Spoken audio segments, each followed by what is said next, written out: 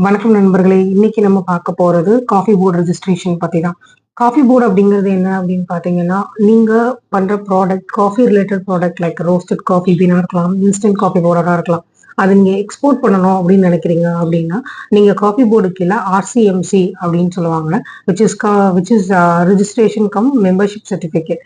So இது எடுத்தா பட்சத்துல மட்டும் தான் நீங்க வந்துட்டு காஃபி ப்ராடக்ட்ஸ் அதாவது ரோஸ்டட் காஃபி பீன்ஸ் இது இன்ஸ்டன்ட் காஃபி இது எல்லாமே நீங்க வந்து எக்ஸ்போர்ட் பண்ண முடியும். இதுக்கு ரெக்வயர்ட் டாக்குமெண்ட்ஸ் அப்படின்னு பார்த்தீங்கன்னா, உங்க பிசினஸ் உடைய PAN card, GST certificate, FSSAI and import export code and moreover உங்களுக்கு பேங்க்ல இருந்து பெர்ஃபார்மன்ஸ் லெட்டர் வேணும் அண்ட் ஆத்தரைஸ் சிக்னேச்சர் லெட்டர்.